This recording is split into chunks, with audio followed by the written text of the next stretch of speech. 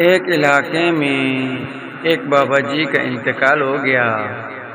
جنازہ تیار ہوا اور جب اٹھا کر قبرستان جانے لگے تو ایک آدمی آگے آیا اور چارپائی کا ایک پاؤں پکڑا اور بولا، مرنے والے نے میرے 15 لاکھ روپے دینے ہیں، پہلے مجھے پیسے دے دو، پھر ان کو دفن کرنے دوں گا۔ تمام لوگوں کڑے تماشا دیکھ رہے تھے۔ بیٹوں نے کہا، مرنے والے نے ہمیں کوئی تو ایسی بات نہیں بتائی، وہ مقروض ہے، اس لیے ہمیں پیسے نہیں دے سکتے۔ مرنے والے کے بھائیوں نے کہا، جب بیٹے ہی نہیں تو ہم کیوں دیں؟ اب سارے کڑے ہیں اور اس نے چارپائی پکڑی ہوئی ہے۔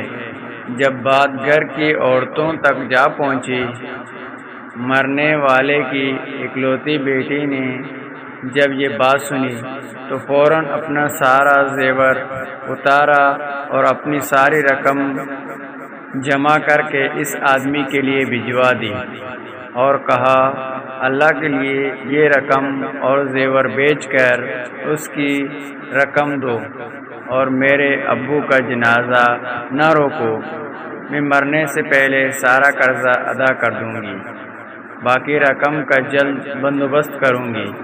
اب وہ شخص کھڑا ہوا اور سارا مجمع کو مخاطب کر کے بولا، بات یہ ہے کہ میں نے مرنے والے سے 15 لاکھ روپے لینے نہیں بلکہ اس کے 15 لاکھ دینے ہیں، اور اس کے کسی وارث کو میں جانتا نہ تھا، تو میں نے یہ کھیل کھیلا۔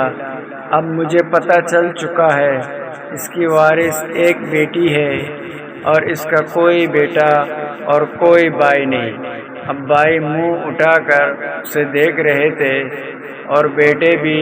محترم دوستو، جن کی بیٹیاں ہیں بہت خوش نصیب ہیں، لہذا بیٹی کی پیدائش پر خوش ہونا چاہیے۔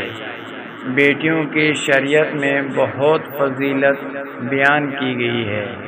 جزاک اللہ۔